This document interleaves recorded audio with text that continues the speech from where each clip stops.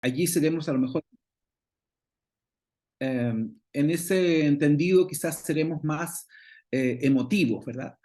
Habrá también quienes vivencien el mundo desde ciertas certezas, desde ciertas revelaciones, es lo que se llama la intuición, el ámbito de un saber menos racional y donde aparecen ciertas impresiones que se dan por hecho, ¿no? O habrá quienes más bien maduren un análisis, necesiten tiempo para reflexionar y quizás será una visión más intelectual, un ejercicio de pensamiento, ¿verdad? Pero de algún modo podríamos convenir que lo particular de la experiencia estética es que hay algo que nos conmueve, hay algo que se nos revela. En la filosofía clásica de la experiencia estética se dice que eso que se nos revela es la belleza, ¿no? Para otras personas tienen otro nombre la belleza, ¿no? Hay algún tipo de valor, ¿no? Algún tipo de ideal, ¿no? Y por eso decíamos también el fin de semana que en general nos movilizamos cuando nos relacionamos con una experiencia estética entre la memoria, entre nuestra biografía, entre lo que arrastramos con nosotros, y por otra parte con un deseo de futuro, ¿no? Con un ideal, con algo que queremos que aparezca, ¿no? Entonces, en general estamos buscando experiencias estéticas, en general estamos enfrentando el mundo quizá de manera inconsciente buscando esas experiencias estéticas. Lo distinto o lo distintivo de las artes es que allí hay creaciones, hay producción creativa, hay producción simbólica, hay producción artística, justamente dispuesta para impactarnos en algún punto de estas dimensiones, es decir, para generarnos una experiencia estética artística, ¿no? El viernes pudimos ver una obra de teatro, ¿verdad? Que estaba planteada en torno a un momento histórico muy significativo y doloroso en el devenir de Chile, ¿verdad?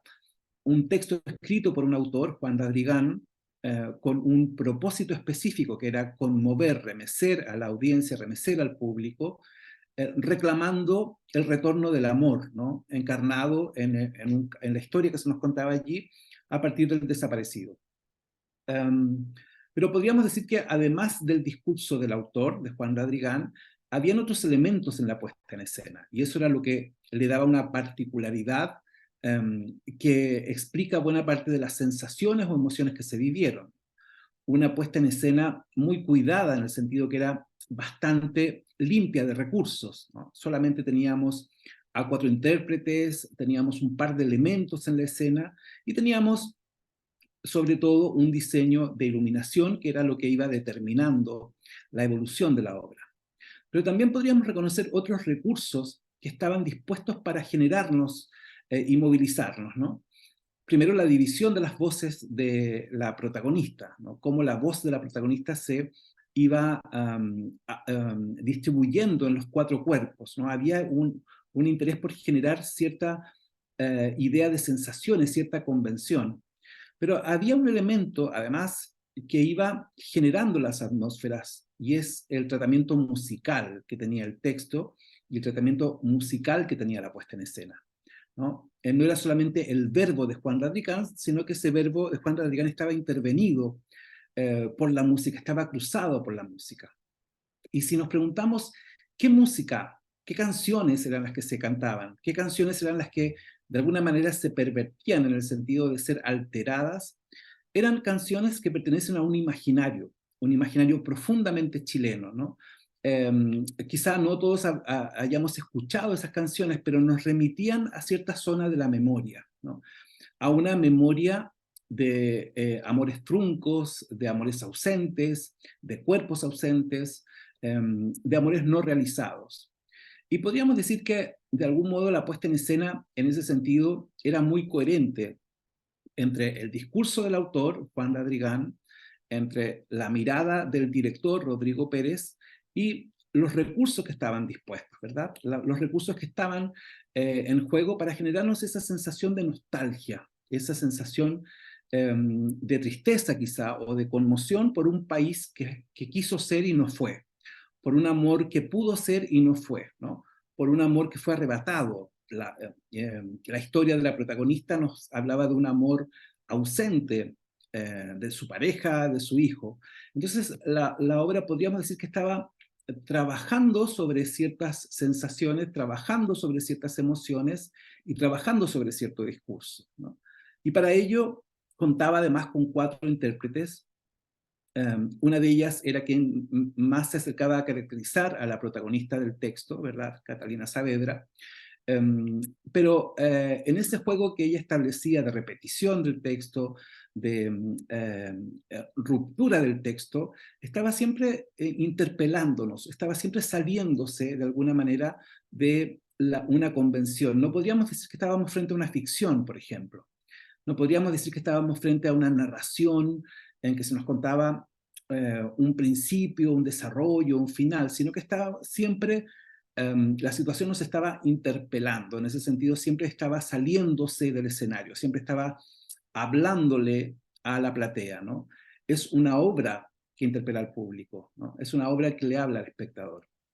Por lo tanto, visto así, es una experiencia estética, artística, que reúne una diversidad de elementos, una diversidad de herramientas para generarnos cierta sensación y para conducirnos a cierto lugar, ¿no? Siempre luego escuchamos el diálogo, la conversación con el público y nos dimos cuenta cómo en esta conversación aparecían temas de la memoria local, ¿no? Entendimos entonces que el impacto de la puesta en escena era justamente remover cuestiones de la memoria local también, ¿no? Hago todo este ejercicio para entender un poco, o para poner de una manera más concreta, qué queremos decir cuando hablamos de analizar una puesta en escena, de preguntarnos por el rol del espectador, de preguntarnos por el rol que podemos cumplir como espectadores, ¿no? Vamos a profundizar entonces en este punto. Primero diremos que nos encontramos en un entorno digital, ¿no? Y es en este entorno digital donde nos preguntamos cómo ser públicos, cómo ser espectadores, ¿verdad? Es en este entorno digital donde nos preguntamos qué rol vamos a cumplir como públicos, por ejemplo, en las artes escénicas. ¿Somos públicos presenciales? ¿Somos audiencias digitales? Hoy día es importante hacer esa diferencia porque también es algo que hablamos el sábado, cuán distinta es la experiencia de lo presencial respecto de lo digital, ¿no? Hoy día estamos siempre intermediando la realidad a través de pantallas. Se diría que la pantalla o el vínculo con los contenidos a través de la pantalla es lo propio de las audiencias digitales, ¿no? En cambio, cuando hablamos de lo presencial, tendemos a usar la expresión público o tendemos a usar la expresión espectadores. ¿Por qué decimos público, por ejemplo, ¿no? En lugar de audiencia, para referirnos a lo presencial? Lo decimos fundamentalmente porque cuando somos públicos estamos ocupando un espacio compartido, ¿no? Estamos conformando un espacio público, normalmente con desconocidos, con personas que no conocemos, pero con quienes estamos conformando una comunidad circunstancial en que estamos compartiendo una experiencia estética, ¿no? Diríamos que eso es lo propio de ser público, es compartir un espacio común con otras personas y compartir en ese espacio también una vivencia estética, ¿no? La manera en que representamos la idea de público ha evolucionado a través del tiempo y sobre todo se vio alterada durante la pandemia. Esto es, por ejemplo, un recorrido por la idea clásica que en Europa se instaló de lo que significaba ser público en el siglo XIX, siglo XVIII, ¿verdad? Con, primero que todo, una huella de clase, ¿no? Por ejemplo, esta es una pintura del año 1886 que nos muestra la idea de que ser público es socializar, quizá encontrarse con los pares en un espacio común. Esto evidentemente nos muestra el palco de un teatro donde 3 mujeres están observando. No sabemos muy bien si están mirando hacia la platea o están mirando hacia el escenario, ¿no? Pero nos da cuenta precisamente de la idea de que, de que ser público es mirar, es encontrarse, es establecer relaciones, ¿no? Esta también es una, diríamos, pieza del siglo XIX, una caracterización del siglo XIX, de lo que eran los públicos de la ópera clásica, ¿no? Donde entendemos que la ópera y los teatros a la italiana, por ejemplo, son una representación del orden social, ¿no? En esta imagen claramente queda establecido cierta jerarquía, ¿no? Y cierta forma de relacionarse en ese momento de las mujeres en lo público y de los hombres en lo público. Aparentemente están en una pausa de la ópera, ¿verdad? Este es un retrato, una parodia de el llamado día de entrada liberada, ¿no? Puntualmente en la boletería. Y como ven Javier, ustedes, ¿sí? Javier, disculpa que te interrumpa. Lo que pasa es que pensé que porque estaba grabando la pantalla no se me veía, pero no se está visualizando tu Ah, pantalla. ok. Se ve negro. Se ve negro, no sé, espérate. A mí por lo menos decía Javier negro y letras blancas, Javier está compartiendo pantalla. Ok, voy a volver a compartir entonces, Por un favor. momento, un momento.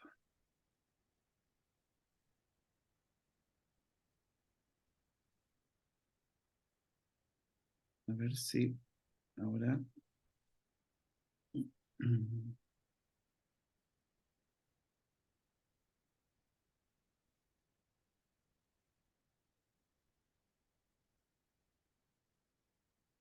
¿Ahora aparece? Ahora sí, ahora sí. Muchas ¿Eso se ve? gracias. Sí, perfecto. Yo lo Entonces veo vuelvo a... perfecto. ¿Todos están viendo? Sí. ¿Sí? ¿No hay comentarios en el chat? Ok. Bien, Gracias.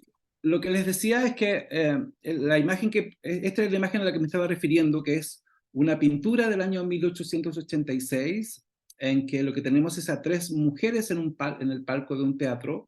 Es la idea de la representación del espectador o de las espectadoras del público de teatro en la Europa del siglo XIX, ¿no? Aquí lo que observamos es un énfasis quizá en el sentido de pertenencia de clase. Por otra parte, también hay un énfasis en esta pintura en la mirada. ¿Qué están mirando estas tres mujeres, no? También hay un énfasis en la idea de relación, en la idea de socializar, como si ser público fuera entonces un espacio de pertenencia y de reafirmación quizá de un sentido de pertenencia. Acá tenemos una representación más cercana de los teatros de ópera, ¿no? Los teatros de ópera a la italiana, ese diseño que da cuenta de la jerarquía social de ese momento y que ha permanecido en general en la arquitectura de los teatros de ópera, donde podemos también comprender cómo ser público suele ser la representación de un orden social. Aquí vemos entonces cómo hay mujeres que están retratadas de determinada manera, hombres retratados de otra forma. Miren cómo es la gestualidad, miren cómo están dispuestos en la imagen, ¿verdad?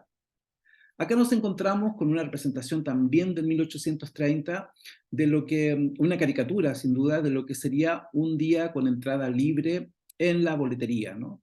Y aquí vemos el contrapunto. Esto sería la clase popular entrando a un teatro como el que veíamos recién. Y la clase popular, desde este imaginario, se la representa desordenada, sin necesidad de respeto de un protocolo aparentemente, ¿no?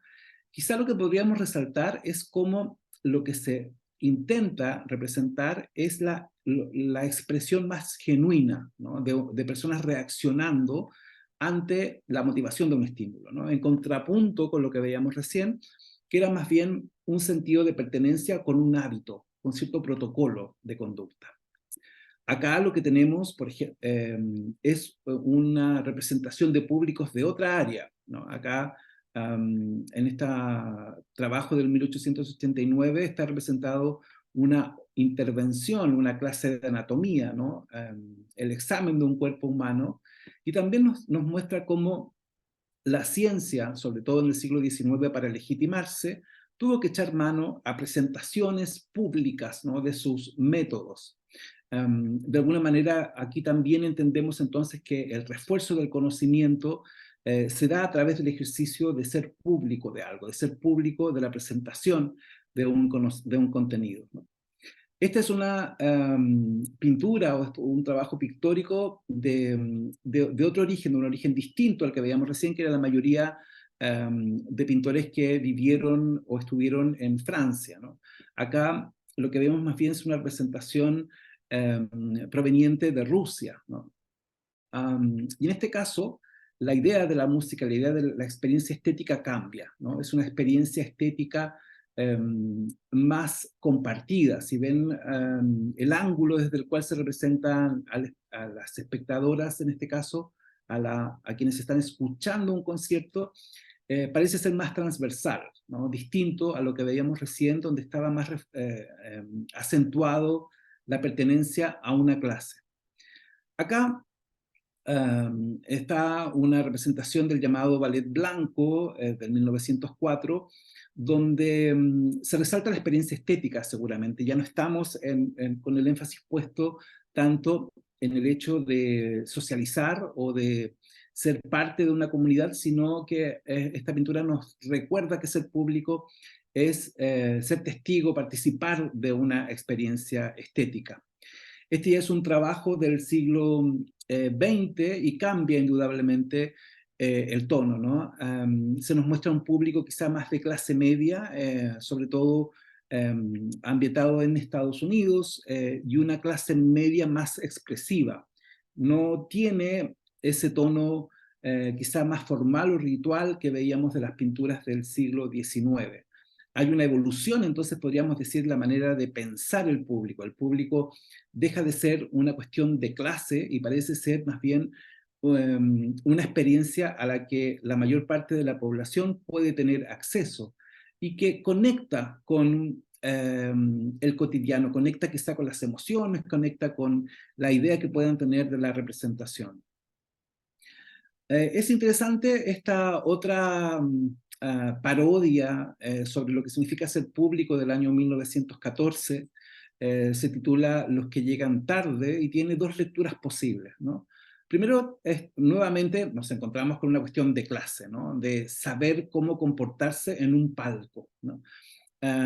Piensen que es el año 1914. El año 1914 parte de la Primera Guerra Mundial, y la Primera Guerra Mundial es entendida en la historia como el cambio de un orden, ¿no? Cómo se pasa de un viejo mundo al mundo que primará en el siglo XX.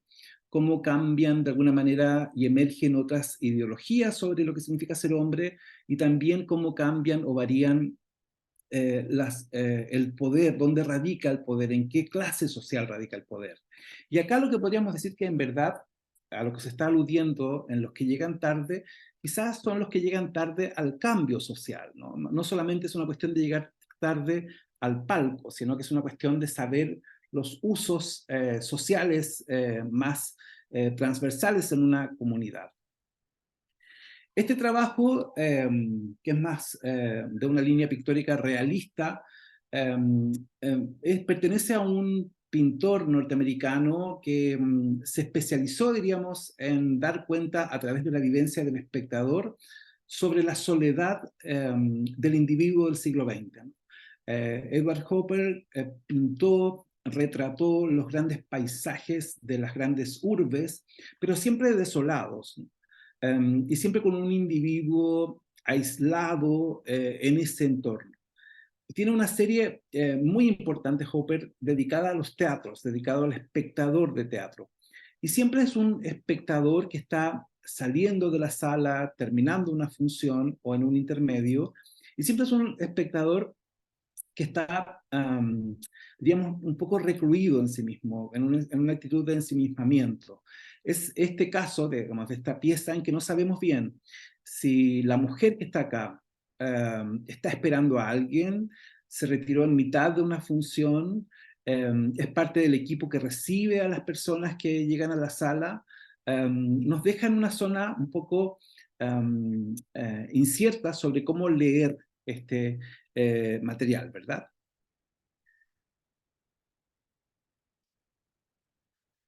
Esta es una fotografía de la década de los años 40 del Teatro Municipal de Ovalle, ¿no? Fue un material que encontré en alguna visita al teatro lo recuperaron como parte de un registro, entiendo, fotográfico. También entendí cuando me comentaron que era una reunión aparentemente de vecinos de Ovalle. Nunca pude determinar si se trataba de una reunión para abordar un tema local o bien para una presentación, ¿no? Pero es interesante hacer el seguimiento de lo que son estas pinturas y estas ideas de representación del espectador y enfrentarnos a esta fotografía, a esta imagen, ¿no? ¿Qué historia nos cuenta esta fotografía? Las mujeres, los hombres que están acá, ¿qué actitud tienen, no? ¿Por qué están vestidos así? El niño que está en un sector de la fotografía, ¿qué está haciendo allí? ¿Está acompañando? ¿Qué día es? ¿Es un día de semana, un día domingo? ¿Qué podríamos decir en relación a las otras tendencias que hemos visto de las pinturas? Ellos forman parte de un mismo grupo, están socializando, están viviendo una experiencia estética, están esperando algo. Esto significa ser público, ¿no? Significa compartir un espacio común y compartir en ese espacio común una experiencia. Esta es una fotografía más reciente del año 2017 en el Teatro Municipal de Santiago. Y acá verán cómo aparecen otros elementos. Ya no están esa idea de rictus o de pertenencia a partir de un hábito a una clase social, como diríamos en las pinturas del siglo XIX, ¿verdad? Que veíamos antes. Acá hay una mayor quizá heterogeneidad en el perfil de personas que están en un palco. Pero físicamente la arquitectura, el diseño arquitectónico es muy similar a lo que nos mostraban las fotografías, las pinturas, perdón. Y aparece en esa espontaneidad, en esa diversidad, un elemento que caracterizará a nuestra época, la pantalla de un teléfono celular encendida, ¿verdad? Que parece ser el foco de la fotografía y que nos lleva a preguntarnos quién está mirando a quién está presente realmente en la sala.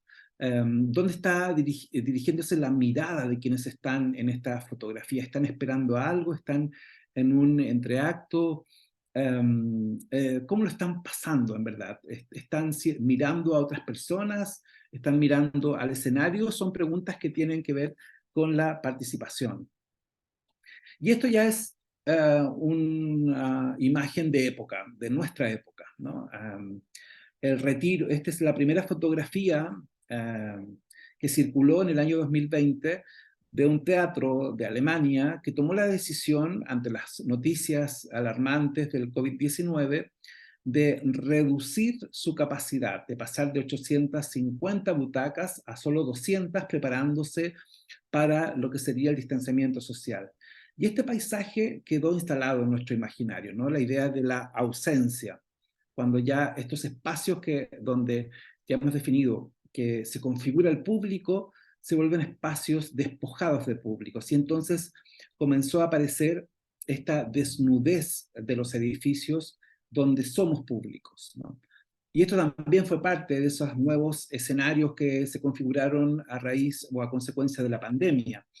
El distanciamiento social se transformó en un signo de los tiempos, pero también dio pie a estas suertes de instalaciones performáticas. Este es un festival en Rumania, uno de los primeros festivales que se hacían en un espacio abierto con distanciamiento físico. Y por cierto, el espacio común, ese espacio que era el espacio del público, se volvió un lugar peligroso, ¿no? Aparentemente con el COVID.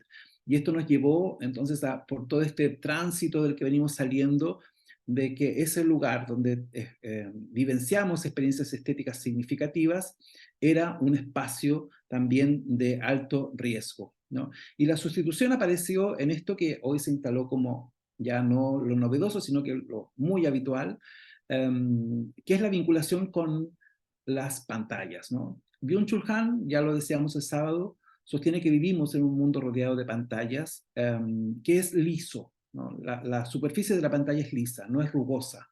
Y eso tiene un significado simbólico, filosófico y estético. La belleza lisa no ofrece contraste, nos dificulta los contrastes.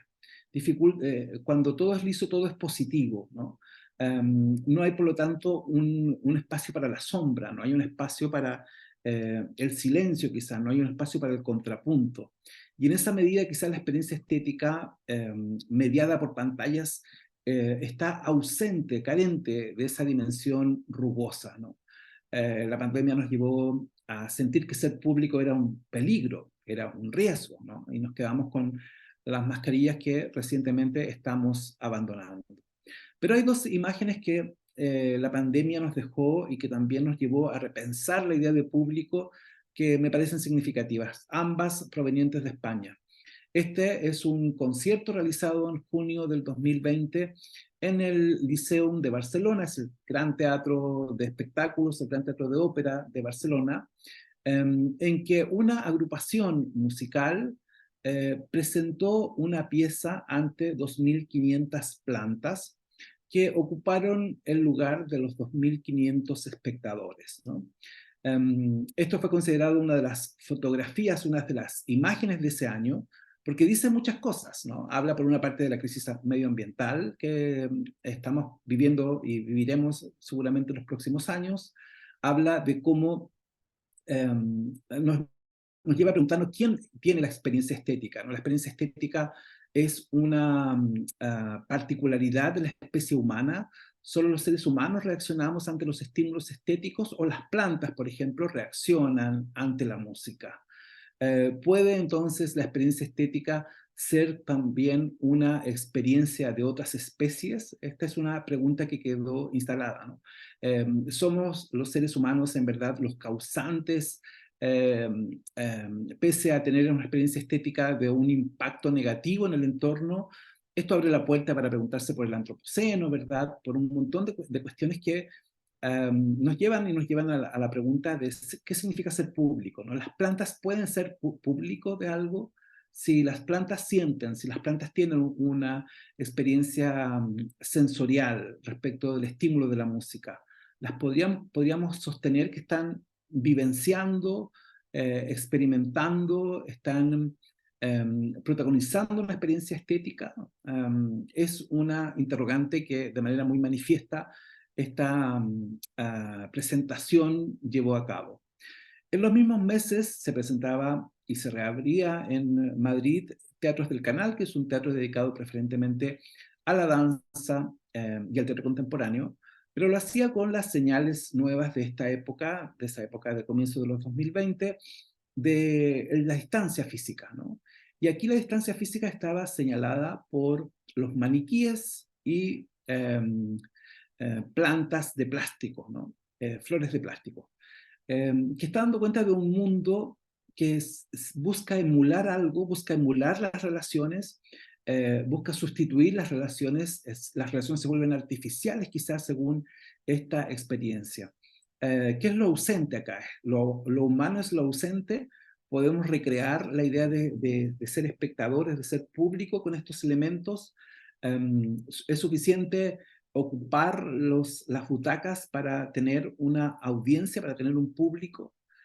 Como contrapunto a estas imágenes de Occidente, también en el 2020, en agosto del 2020, generó mucha alarma este otro retrato que también nos lleva a preguntarnos por ser público, ¿no?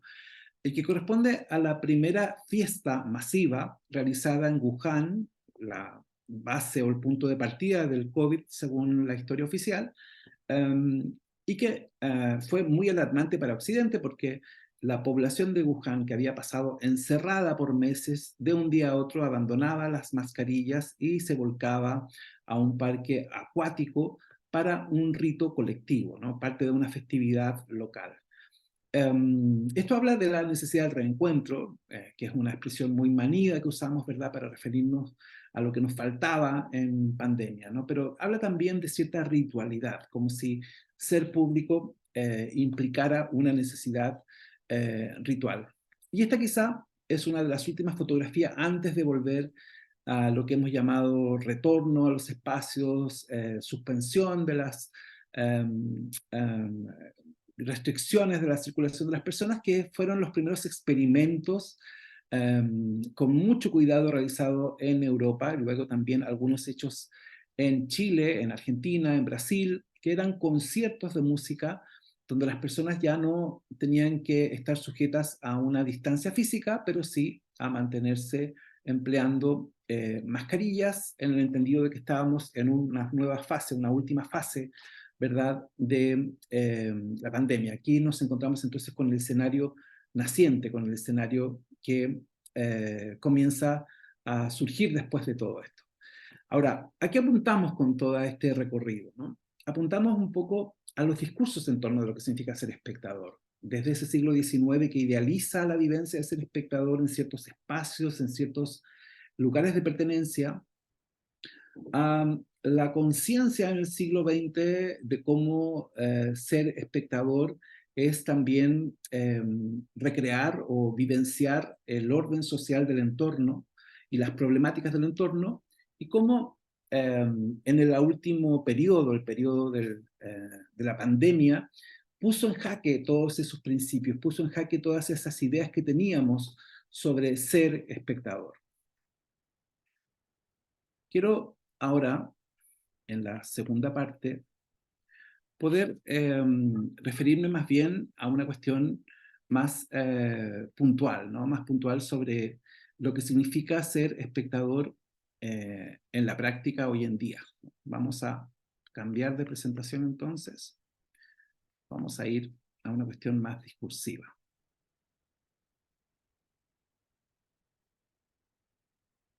Creo que ahí seguramente lo están viendo, ¿verdad? Aquí me interesa ir rescatando algunas ideas que ya hemos sostenido, pero que creo que es bueno que las dejemos establecidas como principios de fondo, ¿no? Primero que todo, algo que dicen muchos analistas, muchas personas que han venido escribiendo sobre la experiencia del espectador, es tomar conciencia que no existe hecho artístico sin espectadores, ¿no? Hay un implícito en esto. Siempre se suele decir que todos los artistas o todas las creaciones trabajan pensando siempre en un destinatario, ¿no? Pero más allá de eso, que puede ser un principio muy popular, tendremos que preguntarnos qué es lo que hace el espectador, por qué es tan necesario, ¿no? ¿Qué rol cumple?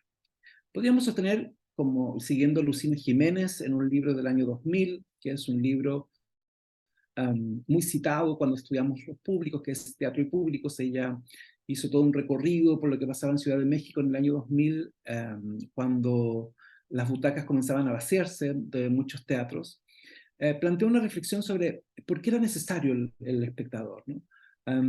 Y ella comentaba, entre las tantas evidencias, que el rol de selección que hace el espectador, el rol de lectura desde su imaginario, es lo que le otorga sentido al quehacer artístico.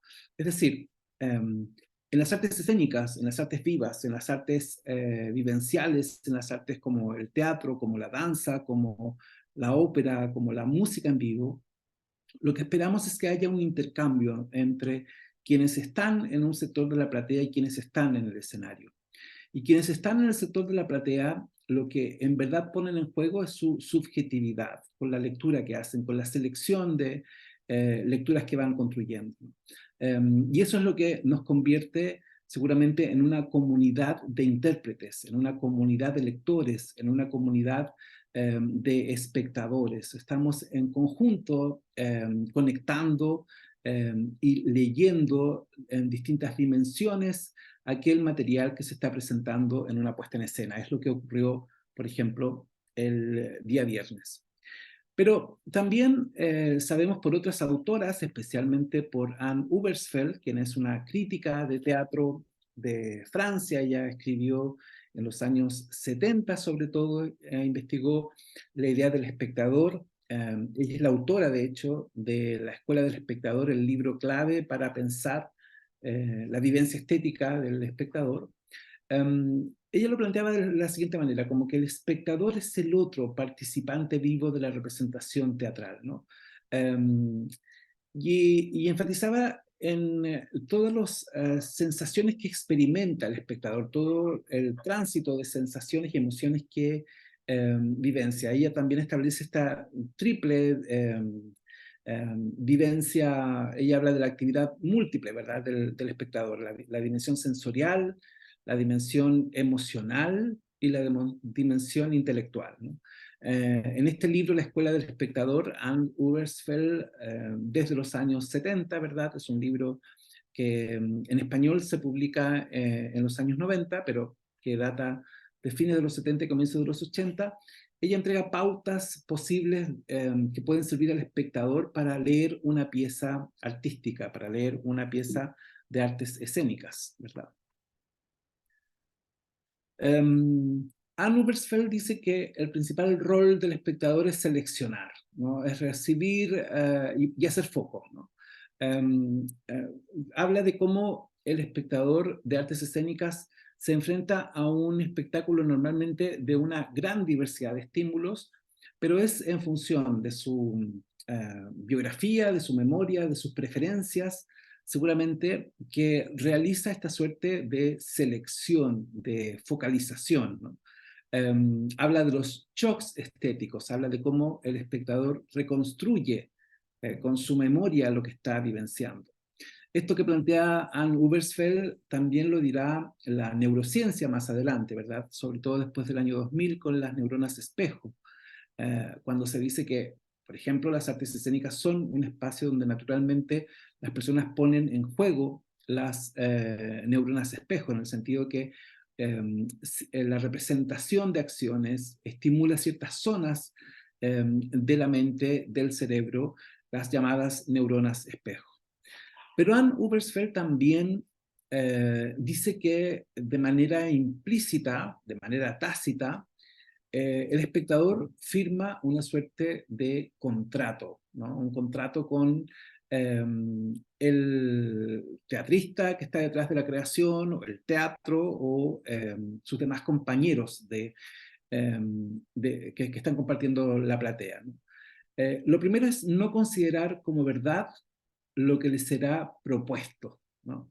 Es decir, de algún modo siempre estamos nosotros entrando al juego que se nos propone, a la convención que se nos propone, pero estamos siempre teniendo presente que esto que estamos viviendo no es verdad, ¿no?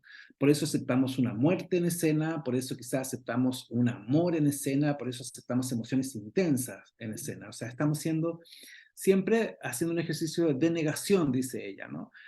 Siempre estamos permitiéndole a la escena ser. Nosotros somos quienes estamos legitimando cierto carácter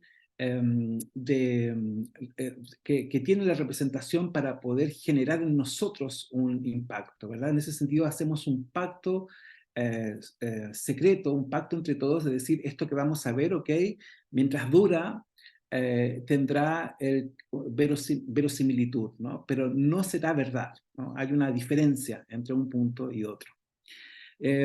También se dice, o nos plantea Anne Ubersfeld, que el espectador no puede intervenir, o parte del pacto que hace es no intervenir en la escena para cambiar el curso de los acontecimientos que se dan en la escena. O sea, no podríamos el viernes haber irrumpido en la escena de la obra sobre el desaparecido, ¿verdad? En diatriba, el desaparecido, no podríamos haber intervenido para dar una mirada distinta o para haber compadecido al personaje, ¿no? Hay un pacto tácito que el espectador no entra en escena a no ser que sea invitado a la escena. Indudablemente ha habido hechos, accidentes o cuestiones fortuitas donde efectivamente los espectadores han irrumpido en la escena, pero eso significa alterar la convención, o sea, cambiar e invadir un espacio sobre el cual tenemos un pacto, ¿no? Y luego también hay un pacto sobre cómo mostrar aprobación o desaprobación, dice ella, ¿no? Que parte de este contrato tácito es manifestar aprobación o desaprobación emitiendo signos codificados. ¿Qué quiere decir con eso?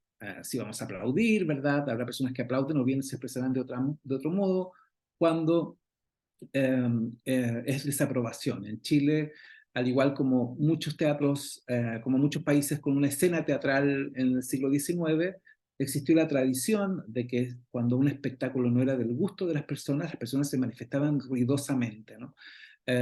Esto ha ido cambiando con el tiempo, han ido desapareciendo esas expresiones ruidosas de desaprobación, pero en la ópera, por ejemplo, en la música, en los conciertos, en el teatro eran muy corrientes a fines del siglo XIX o comienzos del siglo XX, donde había una interacción intensa entre actores, actrices y la platea, ¿no?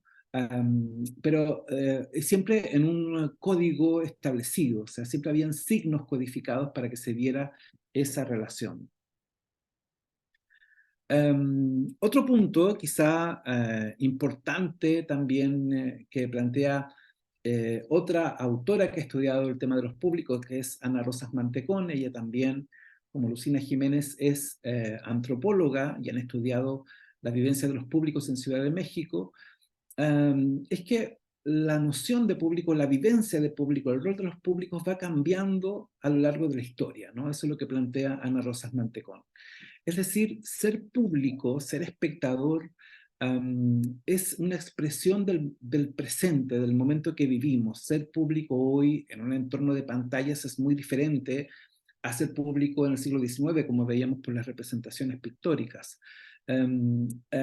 Puntualmente, Ana Rosas Mantecón dice que ser espectador hoy, ser público en la actualidad, es ser algo así como un corredor de fondo, un corredor que tiene que sobreponerse a muchas dificultades, muchas negociaciones en su vida cotidiana para poder llegar a tiempo al lugar donde se genera la representación, donde se presenta el espectáculo o el montaje donde seremos públicos. Por lo tanto, dice ella que hoy el espectador es alguien que triunfa sobre una serie de obstáculos, es alguien que ha hecho una negociación en su vida personal para poder estar allí y completar o vivir o ser parte de esos pactos tácitos de los que habla Anne Ubersfeld. Otros autores son más enfáticos en un diagnóstico no muy optimista sobre lo que significa ser espectador en un tiempo, en una era de teléfonos celulares. Por ejemplo, el crítico Boris Groys, que es un crítico de artes visuales ruso-alemán, sostiene que hoy el espectador contemporáneo no tiene tiempo para la vida contemplativa, ¿no? Eso de lo que hablábamos el sábado. Boris Groys sostiene que lo que más ha perdido el público en la actualidad, a raíz de la fuerte presencia de lo digital en el cotidiano, es la posibilidad de tener vivencias contemplativas, ¿no? Y siendo así, él dice que el espectador de hoy, el espectador contemporáneo, es un espectador viajero, es una suerte de turista, ¿no? Que va coleccionando momentos en su pantalla que probablemente nunca revisará y nadie verá esos registros. O sea, él no es muy optimista el diagnóstico que él tiene, pero realza que entonces el público de hoy, el espectador de hoy, es una suerte de espectador siempre en movimiento, ¿no? Ahora, quiero resaltar y contrastar esto que nos decía Boris Groys con lo que decíamos el viernes, ¿no? Ver no es mirar, ¿no? Podríamos preguntarnos si la vivencia estética, la contemplación que nos ofrecen las pantallas, permiten o no este gesto de ver no es mirar. Lo que hicimos el sábado fue un ejercicio de ver no es mirar, descubrir otras capas en el cotidiano del recorrido que hicimos por Ovalle, ¿no? Pero la idea de ver no es mirar, y la idea sobre todo del mito de Narciso, nos lleva a la pregunta por el origen de la palabra espectador, ¿no? Espectador deriva de espectáculo, pero al mismo tiempo comparte la raíz etimológica de espejo, ¿no? Y esto quizá reafirma esto que sosteníamos el viernes, como la vivencia estética, la vivencia de mirar, la vivencia de deslumbrarnos, particularmente cuando estamos hablando del campo artístico, es decir, donde hay productos, donde hay creaciones ideadas especialmente para que nos conectemos, para que vivenciemos esos momentos de deslumbramiento, habla también de un descubrimiento de nosotros mismos. El autor inglés Oscar Wilde escribió a propósito una novela, que es de lo que significa ser espectador, amante de la belleza, que es El retrato de Dorian Gray, ¿no? Ahí está también, de alguna manera, una relectura del mito de Narciso, un deslumbramiento con cierta belleza que permanece en el tiempo, que trasciende a la mortalidad, y de lo que somos capaces de hacer por tratar de aproximarnos, de adueñarnos de esa belleza. Vamos por último con axiomas para el espectador de teatro, que creo que son importantes en una escuela de espectadores establecer al inicio. Primero es sostener o establecer que en el teatro siempre estamos en un tiempo real, ¿no? Siempre hay un presente, ¿no? Aun cuando se nos esté hablando de una pieza que se sitúa en un pasado en relación a nuestro contexto, pero ese pasado siempre se nos trae al presente a través de la escena, ¿no? Y ese presente normalmente está modelado en una puesta en escena, es decir, hay un cierto control de alguien, el director, la directora, respecto de ese presente. No obstante este hecho, el hecho de que siempre hay un presente en la escena, ninguna función es igual a otra, ¿no? Ninguna función tiene el mismo ritmo o genera el mismo impacto que otra función. Siempre las funciones van cambiando de acuerdo a la reacción que se va generando, de acuerdo al tipo de público que está, ¿no? Pero podríamos retener que el teatro siempre está jugando con el tiempo, siempre está poniéndonos al frente un presente que puede corresponder a un pasado nuestro o a un posible futuro, ¿no? También podríamos reafirmar que en el hecho de que un espectáculo de teatro nos provoque rechazo o nos maraville, nos deslumbre, hay un material que nos puede servir para conocernos a nosotros mismos, ¿no? Y aquí quizá está la razón por la cual dedicamos tiempo, dedicamos sesiones a preguntarnos por la apreciación. De algún modo estamos haciendo un ejercicio de conocernos. Y conocernos no significa quedarnos aferrados a un modelo único de análisis para entender las obras solo de una determinada manera, ¿no? Aquí tendríamos que renunciar a un código rígido de lectura de las obras de teatro, ¿no? No hay una única manera de pensar una obra de teatro. Más bien, como ya hemos venido recalcando con insistencia, la biografía de las personas, nuestra memoria, es la que explica en gran medida cómo leemos las obras, ¿no? Lo que vivenciamos el viernes en la sala del teatro era una experiencia colectiva, ¿no? En que muchas personas de las que estaban allí compartían un imaginario, una historia local sobre el símbolo del desaparecido, y de algún modo en esta presentación afloró, surgió desde la palabra, desde el relato, esa memoria compartida, ¿verdad? Ahora bien, si vamos a dedicarnos a un análisis profesional de las obras de teatro, si vamos a hacer críticas, si vamos a trabajar en lecturas críticas del teatro que estemos vivenciando, es importante tener un punto de vista, ¿no? Y eso lo vamos a ir desarrollando en estas sesiones, ¿no? Y creo que también como parte de la vida de un espectador, al menos un espectador que quiere tener herramientas de análisis, es importante ver una diversidad de espectáculos, o sea, ver distintos géneros. Yo al menos soy partidario de recomendar siempre que las personas tengan una diversidad de experiencias teatrales, aun cuando no sean satisfactorias o aun cuando aparentemente no respondan a eso que llamamos el gusto personal, lo que siempre es discutible. Creo que mientras más diversas sean las experiencias teatrales que tengamos, son más las herramientas de las que disponemos para hacer contrapuntos, para hacer comparaciones, ¿no? Si nos quedamos solamente en un registro, perdemos esa posibilidad de conocer más, ¿no? Incluso las obras que más nos provocan rechazo o repulsión o desagrado, están hablando de algo de nosotros, ¿no? Están hablando quizá de cierta zona que nos incomoda, ¿no? Siempre nos vamos a preguntar quién ve qué en una obra, ¿no? Y qué ideas son las que están en juego en una creación, ¿no? Más allá de que nos genere conmoción un planteamiento de una situación, más allá de que estemos de acuerdo o seamos opositores de las ideas de la pieza, siempre hay discursos, siempre hay ideologías, siempre hay utopías que es importante que como espectadores estemos conscientes desde dónde se está narrando una historia, desde dónde se está representando, desde dónde se está poniendo en escena un material, ¿no? Sobre todo hoy en día, en el arte contemporáneo, ¿no? En que lo más característico suele ser la fragmentación de los discursos, por lo tanto, no siempre logramos determinar cuáles son los temas de fondo de una pieza, suelen aparecer fragmentados como ocurría en la obra que vimos el viernes, ¿no? A nivel local, en Chile al menos, viene existiendo en el teatro una persistencia sobre temas de identidad, marginalidad y memoria. Ahora bien, y esto ya es parte como del recetario de una escuela de espectadores. Si vamos a ver una pieza teatral, si vamos a ver una creación teatral, ¿no? ¿Dónde fijarnos? ¿En qué fijarnos? ¿Dónde poner el foco? ¿Qué preguntas hacernos, ¿no?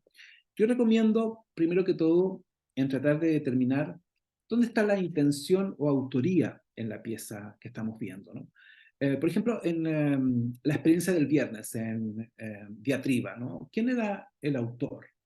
¿Era Juan Radrigán y el texto de Juan Radrigán o era la lectura que nos proponía el director, Rodrigo Pérez, ¿no?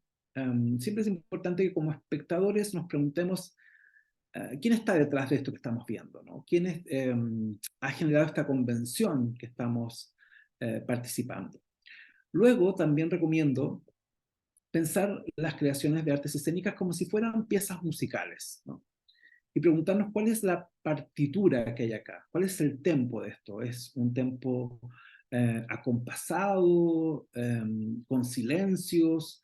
El ritmo, o bien el ritmo es particularmente intenso y entonces me está interpelando, me está generando incomodidad. Siempre una obra o una creación teatral nos lleva a una atmósfera, genera una atmósfera. Y según nuestras preferencias conectamos o no con esa atmósfera, ¿no? No siempre somos conscientes de cómo ese autor o esa autora nos lleva hacia esa atmósfera.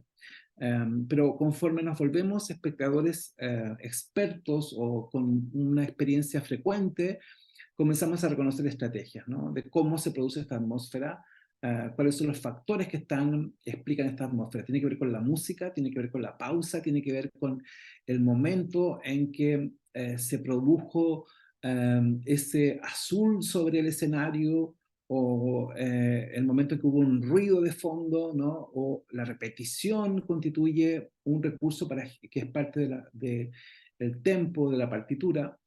Muchas veces son las voces de los actores o actrices los que determinan la atmósfera, ¿no? Un texto dicho con distintos énfasis, pero puede cambiar de sentido en voz de distintos actores. El cómo respira un actor, por ejemplo, puede marcar también el pulso de una obra.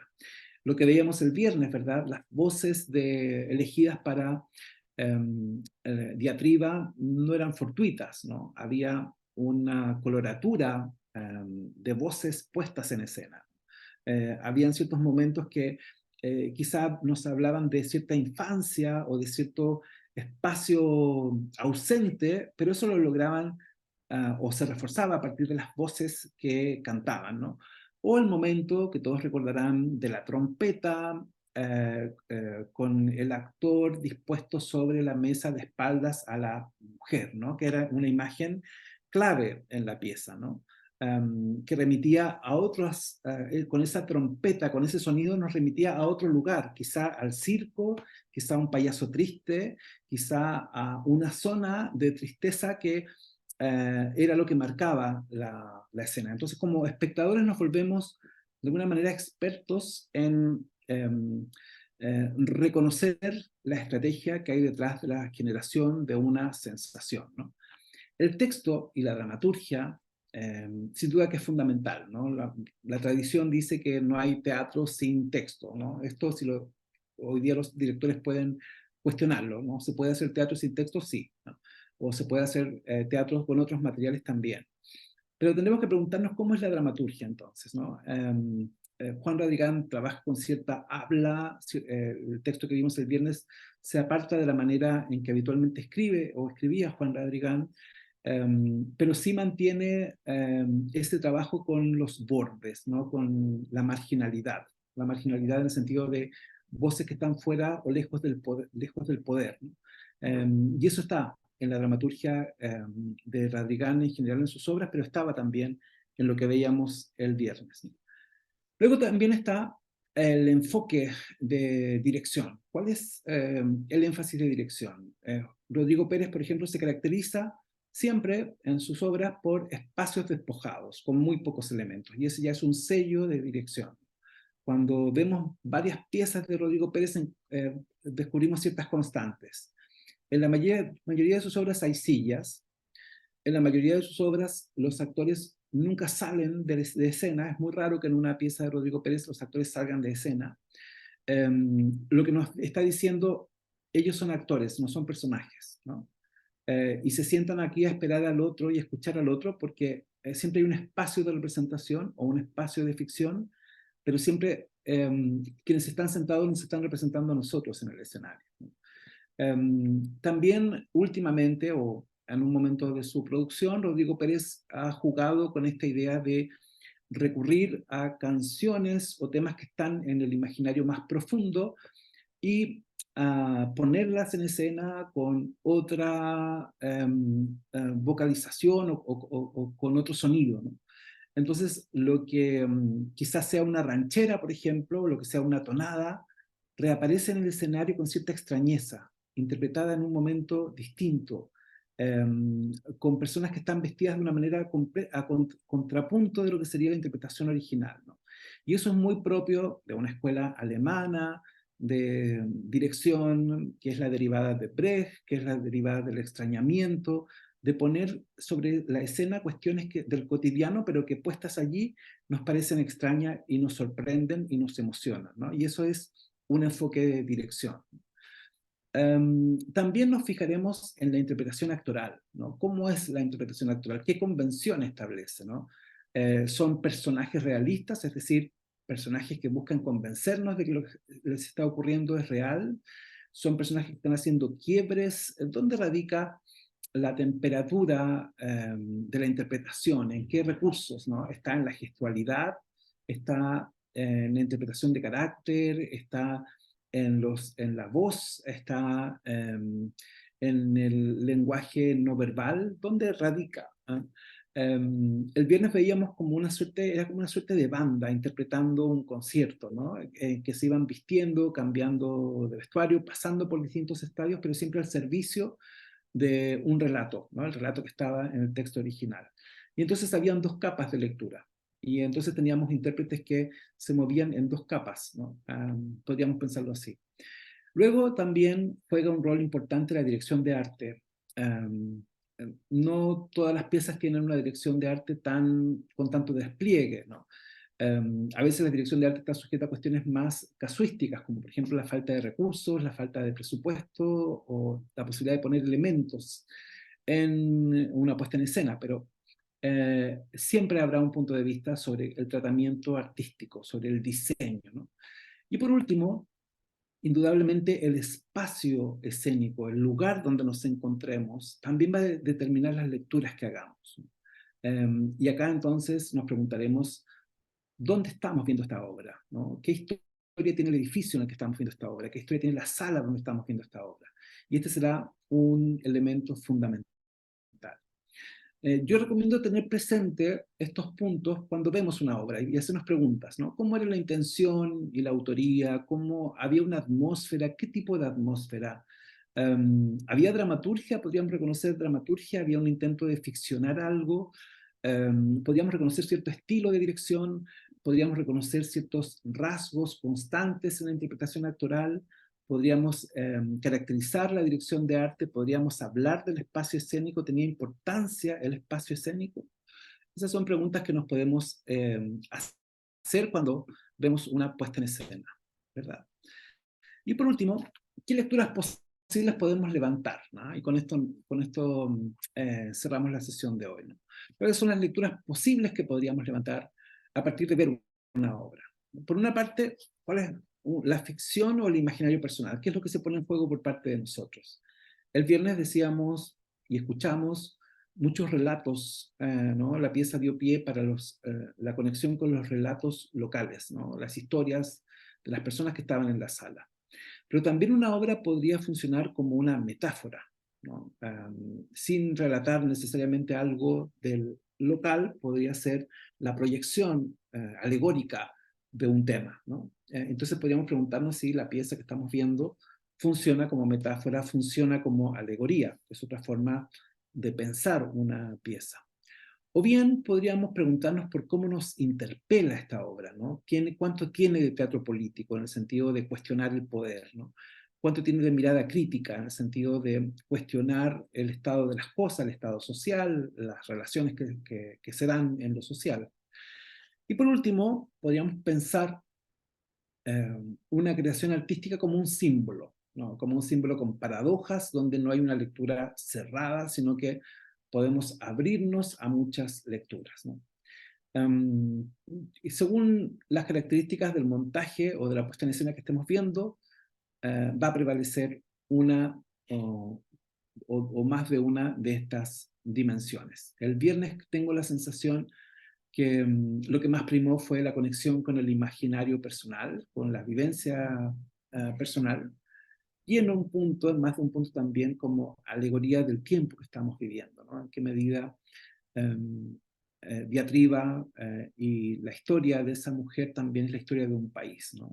Esa era la alegoría que nos proponía esta creación y desde esa perspectiva podríamos también preguntarnos cuánto nos interpelaba el personaje. Ok, he hablado bastante. La idea era plantear estos puntos que me parecen relevantes para abrir la conversación sobre una obra de teatro, sobre una puesta en escena.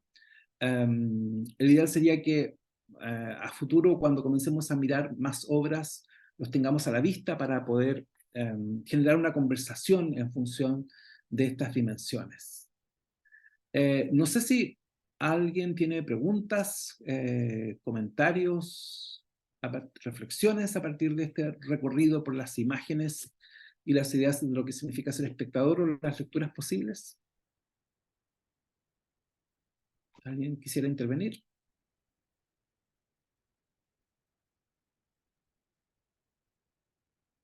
No, pareciera que está todo muy claro entonces. Me alegra mucho. Ya pues, entonces, muchas gracias Javier. Entonces, como no hay dudas y comentarios, les quiero pedir por favor si pueden activar sus cámaras para hacer una fotito grupal antes de cerrar esta primera sesión virtual. Y con eso ya estaríamos listos por hoy y recordarles que nuestra próxima sesión sería el próximo 29 de septiembre, presencial. Yo les voy a compartir a través de Aurora un cuento que me gustaría que leyeran para esa sesión del 29 de septiembre. Un cuento que es sobre la mirada, ¿no? Es sobre quién mira a quién. Sandra, estás pidiendo la palabra. Sí. Sí, la verdad es que tengo hartas reflexiones, pero como voy manejando me es imposible. Entonces justo me metí a la COPEC, pero si es posible las puedo escribir en el chat, en el grupo de WhatsApp, Sí, porque Genial. sí, cuando llegue a la casa. Ya, sí, pero gracias y es interesante, mientras hacía las cosas me logré concentrar totalmente. Muchas gracias y estoy lista para la foto. súper, Qué muchas bueno. gracias Sandra. Entonces estaríamos todas y todos. Voy a hacer la fotito. Ahí va, 1, 2, 3. Súper. Muchas gracias. Eso Bueno, entonces, nos veríamos la próxima sesión, perdón. Y les voy a estar mandando el cuento que Javier nos dejó de tarea para la próxima clase. Así que eso, Ujú. muchas gracias, queridas, queridos, nos vemos pronto, que estén todos muy bien. Buenas noches. Chau, chau. Chao. Chao, muchas gracias. Chao. Buenas noches. Chao. Chao, chao. Buenas noches. Chao, gracias.